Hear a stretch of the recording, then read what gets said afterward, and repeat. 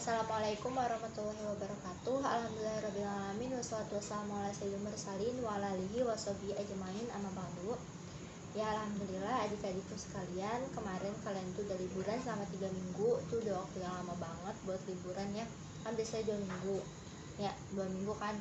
Saya tambahan 1 minggu lagi. Nah, harusnya kalian itu udah puas ya mainnya, udah puas liburannya, dan sekarang waktunya kalian tuh fokus belajar.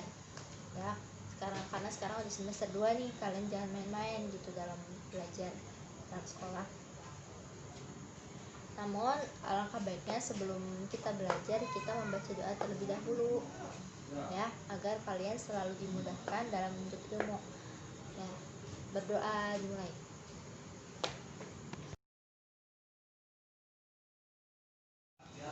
Nah, sebelum kita ke bab ini, kita merojaah dulu di pertemuan yang sebelumnya.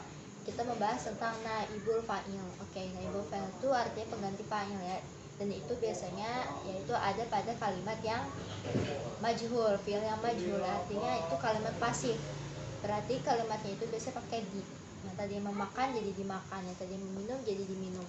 Misalnya kalimatnya nasi telah dimakan, buku telah dibaca, susu telah diminum.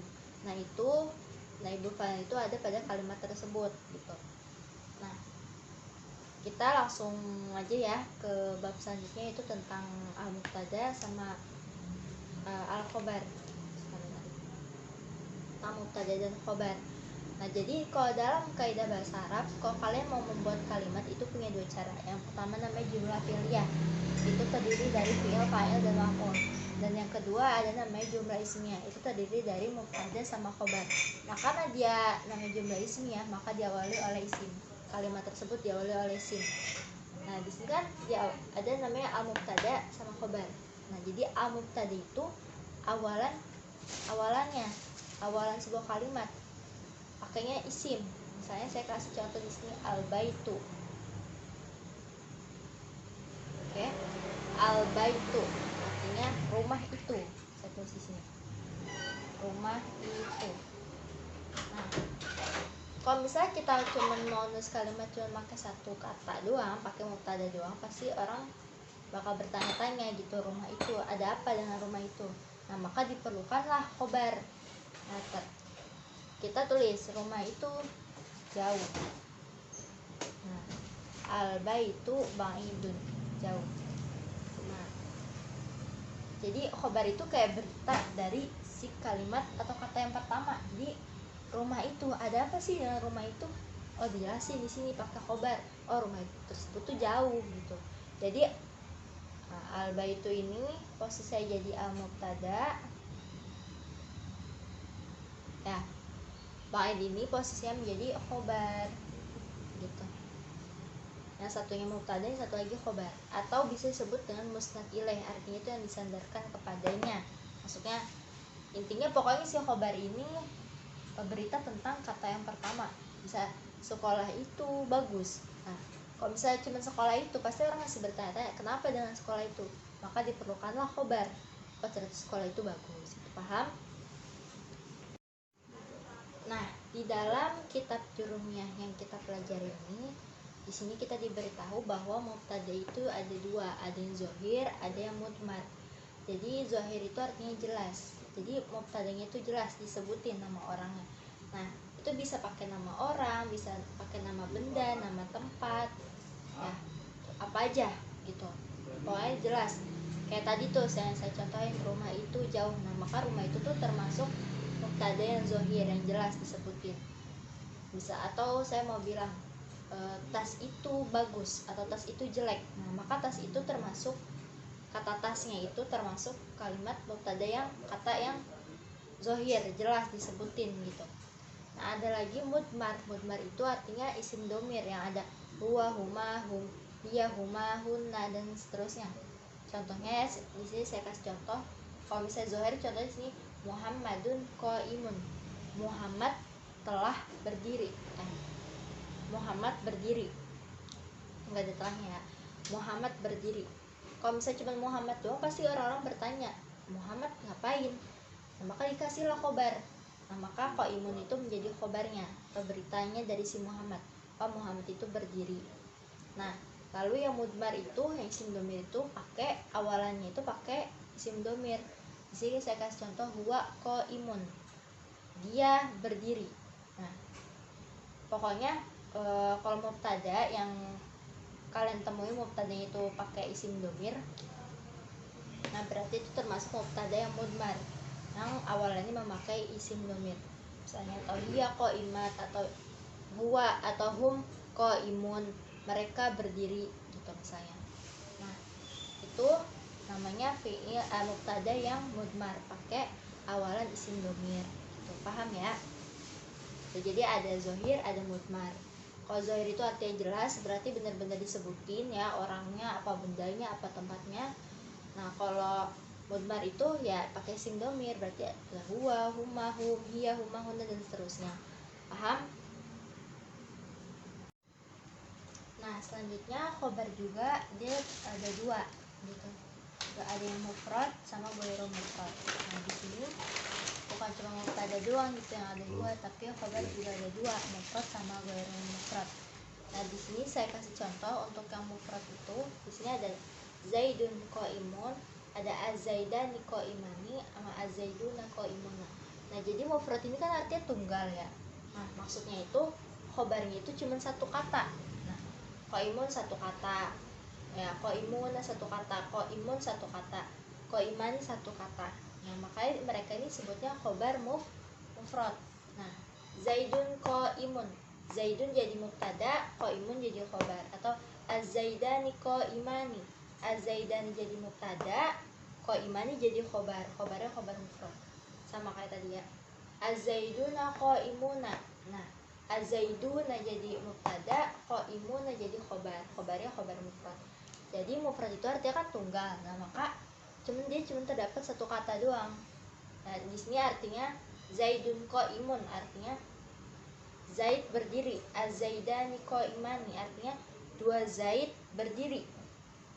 Az-zaiduna qaimuna, banyak orang yang namanya zaid berdiri.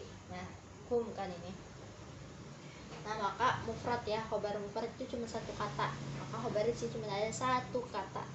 Qaimuna, qaimun, sama qaiman gitu. Namanya khobar mufrad. Ada lagi ghairu mufrad. Nah, ghairu mufrad ini ada dua juga ya, terbagi menjadi dua juga. Ada yang namanya al-jumlah, yang terbagi menjadi kepada al-jumlah. Itu ada namanya jumlah fi'liyah, jumlah ismiyah. Terus ada juga syibhul jumlah. Syibhul jumlah itu artinya seperti jumlah, seperti ini gitu. Ada al-jar wal majrur sama az-zarf. Tapi yang khobar mufrad udah paham ya, cuman satu kata khobarnya. Nah, yang pertama kita khobar ghairu mufrad yang jumlah fi'liyah. Di sini saya kasih contoh Muhammadun yaktubud darsa. Nah, jadi karena dia ghairu mufrad, dia bukan tunggal, berarti khobarnya itu ada dua kata. Nah, maksudnya jumlah fi'liyah itu apa? Jadi setelah mubtada itu ada jumlah baru. Nah, maka Muhammadun di sini posisinya menjadi mubtada. Nah, yaktubud darsa itu karena disebutnya khobar jumlah, maka dia terdiri dari jumlah fi'liyah ya. Yaktubu fi'il fa'il, ad-darsa maf'ul. Nah, mereka ini disebutnya namanya khobar jumlah atau khobar ghairu mufrad. Berarti khobarnya itu lebih dari satu kata, ada dua kata. Paham? Nah, begitupun dengan jumlah ismiyah, dia juga sama ya. Kayak tadi, kayak jumlah fi'liyah juga. Nah, sekarang syibhul jumlah, mirip seperti jumlah tapi bukan jumlah fi'liyah ataupun jumlah ismiyah. Itu ada yang jar majrur sama dzaraf.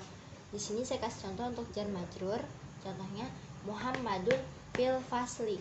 Nah, Muhammadun ini dia menjadi mubtada. Ya. Nah, fil fasli ini dia menjadi tulis di sini. Jadi khobar, tapi khobarnya itu khobar syibhul jumlah. Fil fasli. Fi-nya itu huruf jar kan, maka faslinya itu dibacanya majrur. Nah, ini kan ada dua kata kan, maka disebutnya ghairu mufrad atau syibhul jumlah, khobar syibhul jumlah atau khobar ghairu mufrad, karena khobar itu ada dua kata. Nah, ini juga sama nih, yang az-zarf, zarf itu artinya tempat ya. Zaraf Muhammadun indaka. Nah, Muhammadunnya menjadi khobar, ya, permulaan kata. Maaf, Muhammadun menjadi mubtada. Indaka. Nah, indaka itu ada dua kata, ada inda sama ka. Itu ka-nya itu isim domir. Nah, inda itu sebutnya zaraf tempat, karena artinya Muhammad di sisimu. Sisi kan tempat kan, sisi di samping gitu, sebut tempat kan. Nah, maka ini kan ada dua kata nih. Nah, maka dia disebutnya khobar goirul mufrad karena dia lebih dari satu kata, ada dua kata kan, ada inda sama ka gitu.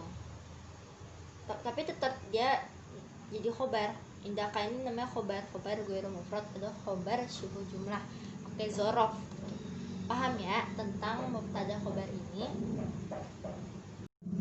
Nah, mungkin untuk pelajaran nahwu kita sampai sini dulu, sampai si khobar yang tadi ya, ghairul mufrad. Yang penting kalian tuh paham ya, kalau nahwu itu bukan kalian mantap hafalannya atau kalian tulisannya bagus, yang penting itu kalian tuh paham tentang nahwu ini gitu. Emang ya namanya juga belajar kan, proses gitu, dan tak dari nggak paham jadi paham ya. Kalau misalnya emang sulit ya itu namanya tantangan buat kita belajar gitu. Kira-kira kita bisa nggak menghadapi masalah tersebut gitu. Kalau kita niat dan kita semangat belajar, sudah pasti kita bisa melewati tantangan tersebut dan akhirnya kita paham deh gitu. Saya juga dulu sama nggak paham gitu, nah itu kajian apa, tapi jangan pantang mundur gitu, selalu semangat, nanti lama-lama insya Allah Allah akan beri kepahaman gitu. Bahkan kalau misalnya kalian niat, kalian berdoa sama Allah, Allah memberi kalian paham lebih dari kata-kata yang saya ucapkan gitu ya. Mungkin kalau misalnya kalian nggak paham bisa tanyain. Kurang lebihnya mohon maaf. Wassalamualaikum warahmatullahi wabarakatuh.